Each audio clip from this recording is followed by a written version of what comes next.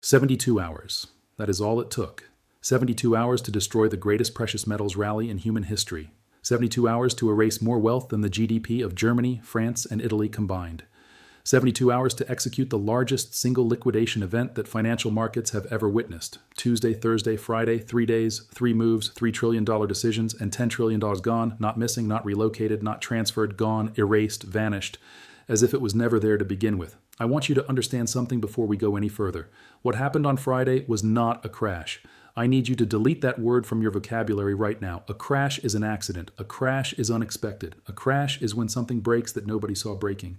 What happened on Friday was none of those things. What happened on Friday was an execution. A controlled demolition of wealth so precise, so calculated, so perfectly orchestrated, that when you see the full timeline, when you understand every move they made, you will never look at financial markets the same way again. Gold dropped 15% in a single session. Silver dropped 40%, not in 6 days, not in 6 weeks, in 6 hours. 6 hours to destroy what took 6 months to build. And here is what should terrify you. No war started that morning, no pandemic emerged, no bank collapsed, no breaking news flashed across your screen, no emergency broadcast interrupted your morning coffee. Complete silence. Every major news outlet, every financial network, every expert who spent the last month telling you to buy gold, every analyst who promised silver was going to $200. Silent. And while that silence hung in the air, while the world received no explanation, $10 trillion disappeared from existence. But here is what they did not tell you. Here is what nobody reported. Here is what I am going to show you over the next few minutes. On the same day, at the same hour, while your portfolio was bleeding, while traders were getting margin called, while retirement accounts were being decimated, something else was happening in Washington. The United States government was hours away from a complete shutdown. Chaos on top of chaos. Uncertainty on top of uncertainty. Confusion designed to create more confusion. And right in the middle of it all, the largest single-day destruction of precious metals wealth in recorded history. You think the timing was coincidence? Stay with me, because what I am about to show you will change everything you thought you knew about how markets really work. Welcome to Finance Currency. I am going to expose what really happened in those 72 hours. Not the headlines, not the explanations they gave you, the actual timeline, move by move, decision by decision, name by name. If you are new here, this is where we reveal what is actually happening in markets while everyone else is distracted by the noise. Subscribe right now because this is the kind of analysis that disappears. And if you find value in what you are about to see, hit that like button. It tells the algorithm to show this to more people who deserve to know the truth. Let us begin. Tuesday, January 27th, 2026, the day the trap was set. Most of America was not paying attention. It was just another Tuesday, just another policy statement, just another press conference playing in the background while people scrolled their phones and ate dinner. But then he said something. President Trump, speaking to reporters, made a statement that most of the country missed completely. 1 sentence, 12 words. And in trading rooms across the globe, phones started ringing. He said that a weaker dollar would benefit American businesses. He said America should do what China and Japan have been doing for decades, devalue the currency, boost exports, make American goods cheaper for the world to buy. Now, if you are a normal person watching at home, this sounds like economic policy. Boring, abstract, nothing to lose sleep over. But if you are a trader, if you understand how the global financial system actually works, those 12 words just sent electricity through your entire body. Because here's what Trump actually said in trader language. The President of the United States just announced that he wants the dollar to fall. And when the dollar falls, when the world's reserve currency weakens, gold rises, silver rises, precious metals rise. Why? Because gold and silver are priced in dollars globally. A weak dollar means it takes more dollars to buy the same ounce of metal. Simple mathematics. Unavoidable correlation. Within hours, the trade was on. Hedge funds in New York started shorting the dollar.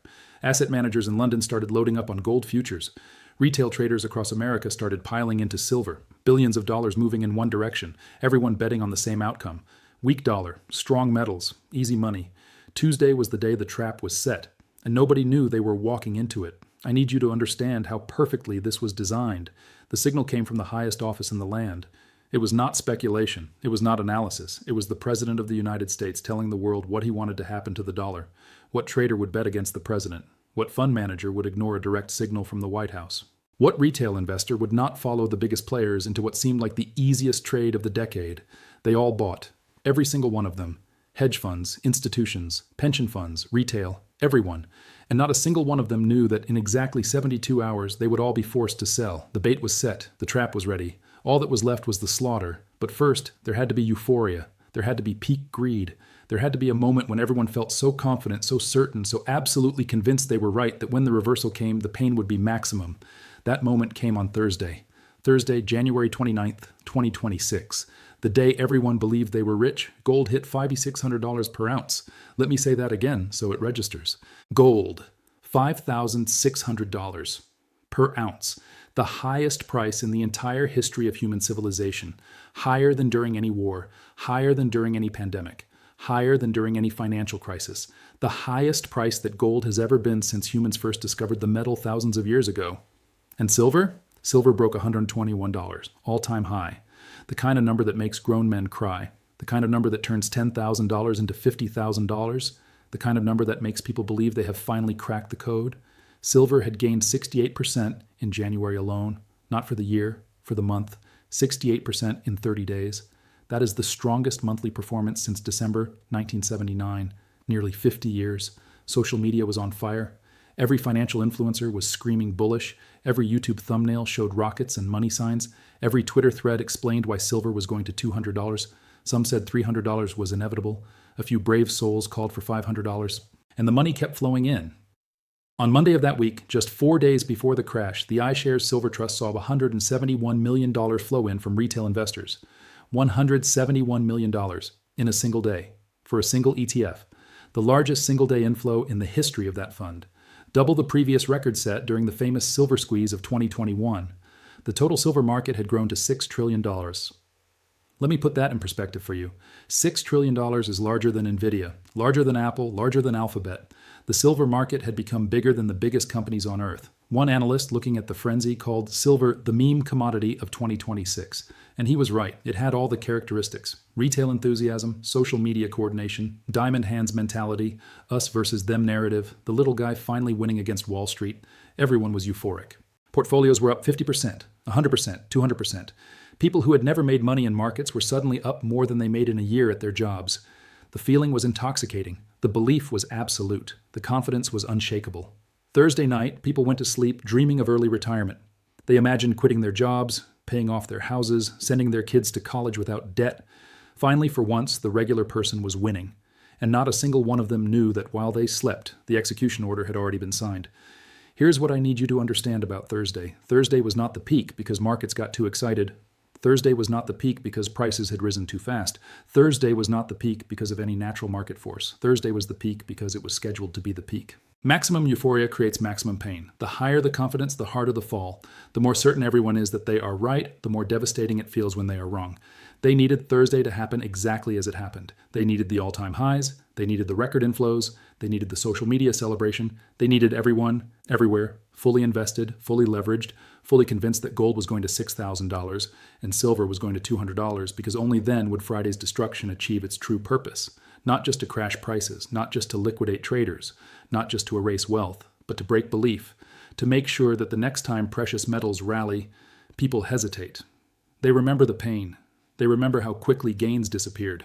They remember how wrong they were when they felt so right. That is what Thursday was really about. Building the belief so high that when it shattered, the pieces would never fully come back together. But still, even with the perfect setup, even with maximum euphoria, even with everyone positioned exactly where they needed them, they still needed something to trigger the crash. They needed a reason, not a real reason. Just a reason that would appear on headlines, a reason that would give them cover, a reason that people would accept without thinking too deeply. That reason came at 6 a.m. on Friday morning. And when you see what it was, when you understand who was chosen and why, you will realize that this was never about markets. This was about control. Friday, January 30th, 2026. 6 now a.m. Eastern Time. Most of America is still in bed. Alarms are just starting to ring. Coffee is beginning to brew. The markets have not yet opened. The world is quiet. And then a headline. President Trump announces his pick for the next Federal Reserve Chairman, Kevin Warsh. Now, if you are a normal person reading that headline, that name means nothing to you. Just another suit. Just another bureaucrat. Just another Washington appointment that will be forgotten by lunch. But if you are a trader, if you understand what the Federal Reserve does, if you know how the most powerful financial institution on earth controls the global economy, that name just sent ice through your veins because Kevin Warsh is not just another economist. Kevin Warsh is what they call a hard money hawk, a man who has spent his entire career fighting against easy money, fighting against low interest rates, fighting against quantitative easing, fighting against a weak dollar. Do you see the contradiction yet?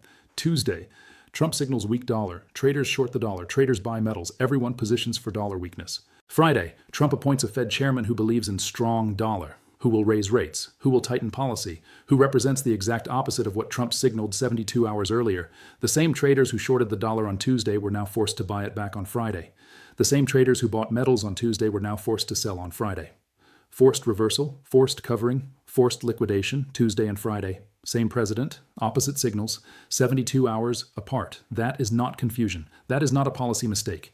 That is not mixed messaging. That is a trap that closed in exactly 72 hours. 8:30 a.m. Eastern Time. Gold opens down 5%. Silver opens down 12%. The selling has begun. But this is just the start. The real destruction has not even begun yet. 9 a.m. Eastern Time. The Shanghai Exchange makes an announcement. With no warning, no explanation, they raise margin requirements on precious metals. Traders in China who were long gold and silver suddenly need more cash in their accounts. Those who cannot meet the margin call are liquidated. But here is the critical part. When precious metals fall, there is usually a buyer waiting, someone who sees value, someone who steps in and says, "At this price, I am buying." For decades, that buyer has been China, the largest consumer of silver on Earth. They use it for solar panels, electronics, batteries, electric vehicles. Their appetite for silver is insatiable. Every time silver crashes, China buys the dip. They provide liquidity. They put a floor under the price. They prevent the collapse from becoming a catastrophe, but not Friday. On Friday, at the exact moment when sellers were overwhelming the system, at the exact moment when the market needed a buyer, China made a decision. They stepped back. They stopped buying. They raised margin requirements and walked away from the market. Now think about what I just told you. American traders want to sell because the Warsh announcement signals strong dollar ahead. But the buyer who always catches falling metals just walked away. Sellers everywhere. Buyers nowhere. What happens in a market where everyone wants to sell and no one wants to buy?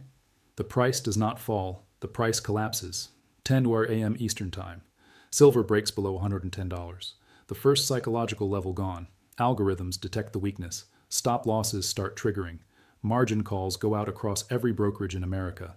Traders who were up 100% last week are suddenly getting liquidation notices on their phones. 11 a.m. Eastern Time. Silver breaks below $100. The number everyone said would hold forever. The floor that analysts promised was made of concrete. Gone in minutes. The cascade is now unstoppable.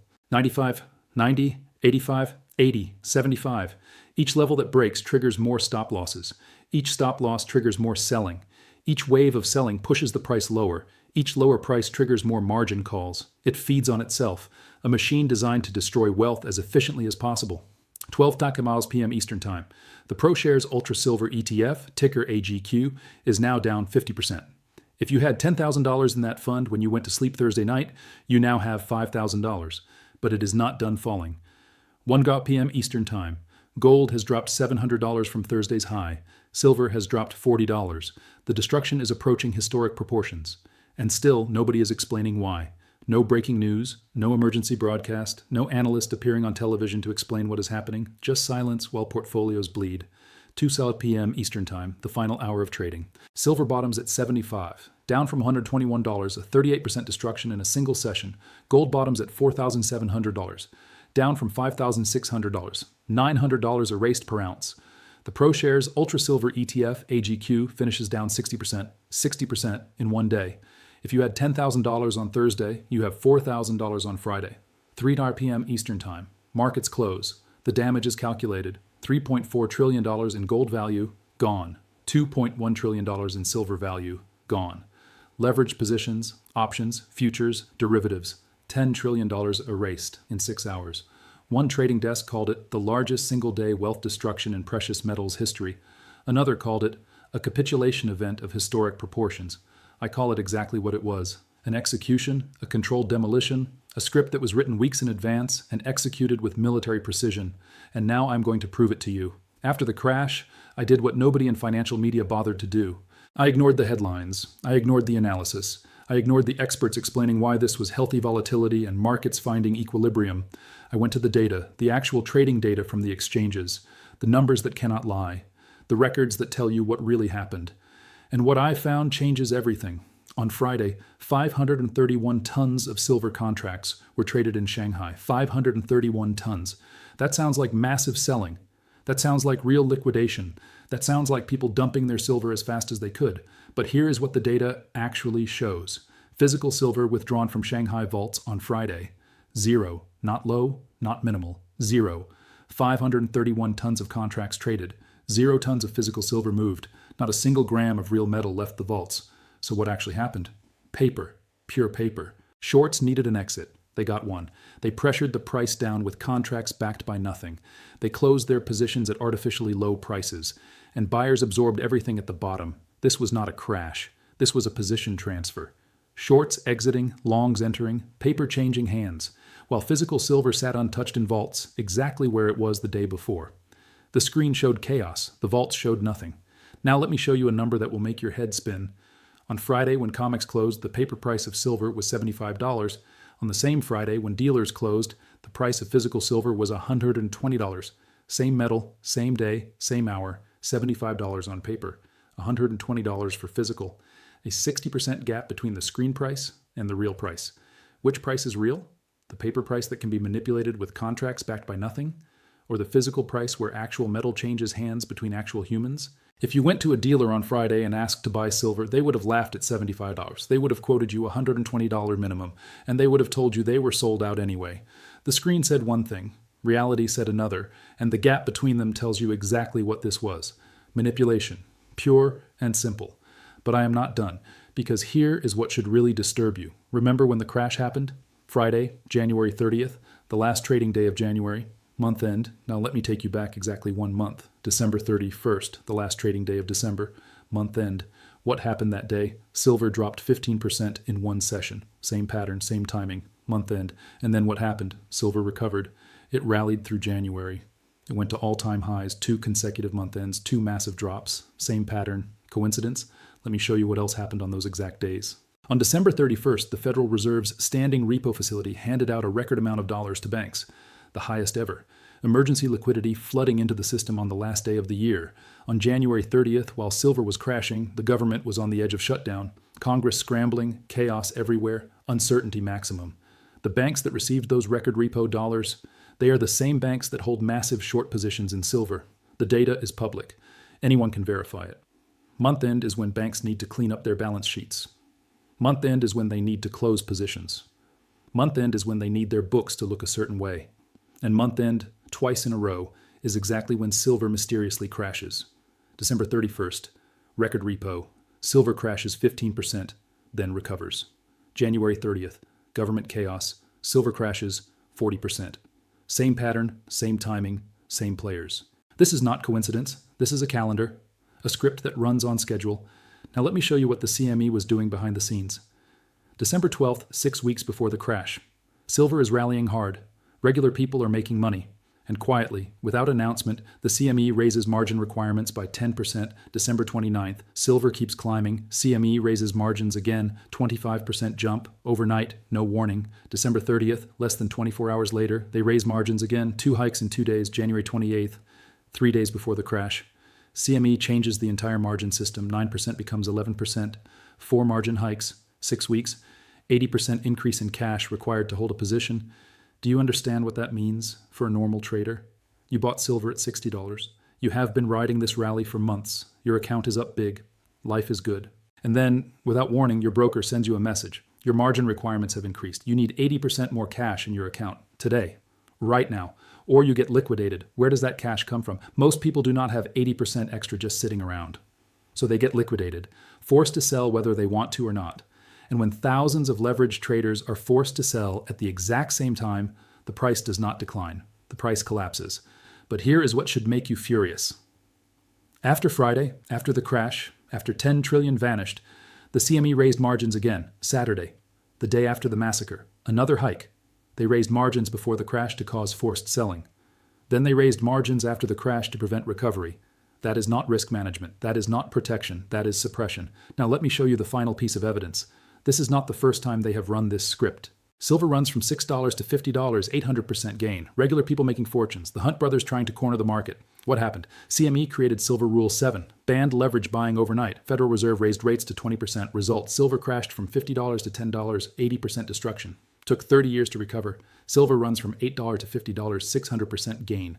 Retail traders winning, banks with massive shorts getting crushed. What happened? CME raised margins 5 times in 9 days, 84% increase. Result, silver crashed from $50 to $26, 50% destruction. Took 13 years to recover. Silver runs from 26x to 121s, 400% gain. The biggest rally in modern history. What happened?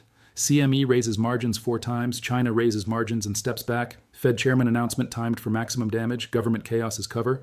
Result, silver crashes 40% in a single day. The fastest destruction of the 3, same pattern, same tools, same timing, same destruction. 3 times in 50 years. Once is an accident, twice is a coincidence, 3 times is policy. Every time silver threatens to break free. Every time regular people start building real wealth in precious metals. Every time gold and silver start exposing the weakness of paper money, the same script executes. And that brings me to the most important question. Why? Why coordinate a Fed chairman announcement with a crash? Why have China step back at the exact moment liquidity was needed? Why raise margins 4 times before and once after? Why does paper price show $75 while physical sells for $120? Why run the same script on the last trading day of 2 consecutive months? Why spend so much effort suppressing something that supposedly does not matter? The answer is simple. They are not protecting the market. They are protecting the dollar. They are protecting the system. They are protecting the narrative that paper money works. Because if gold hits $10,000 and silver hits $300, what does that say about the dollar? What does that say about 50 years of money printing? What does that say about everything they have told you about how money works? It says the paper has failed. It says the game is ending. It says everything they built was a lie. That message cannot be allowed to spread, so they write scripts like this one. Tuesday, Thursday, Friday, 72 hours of controlled demolition. And they expect you to panic. They expect you to sell. They expect you to give up and walk away. But now you know the script. You have seen the 72-hour timeline. You have seen the contradicting signals. You have seen China's perfectly timed exit. You have seen the 531 tons of paper with 0 physical movement. You have seen the 60% gap between screen price and real price. You have seen the month-end pattern. You have seen the margin hikes before and after. You have seen the same playbook executed 3 times in 50 years. It was scripted. Every single piece. They called it a crash. I call it an execution. They called it volatility. I call it financial warfare. They called it risk management. I call it the system showing you exactly what it fears. Real money, in real hands, beyond their control. Now you know the script. What you do with this information is entirely up to you. But remember this moment. Remember how you felt when you watched your portfolio bleed. Remember the fear, the confusion, the silence from everyone who should have been explaining what was happening. And remember that you now know something most people will never understand. It was scripted. If this video opened your eyes, send it to one person who needs to see it. One person who panicked on Friday. One person who is thinking about selling at the bottom. One person who deserves to know the truth before they make a decision they will regret. That is how we fight back. Information, understanding, truth. Drop a comment below. Tell me, after everything you have seen, are you holding or are you selling? I rate every single one. Subscribe to Finance Currency if you want to keep seeing what they do not want you to see. The script is exposed. See you in the next one.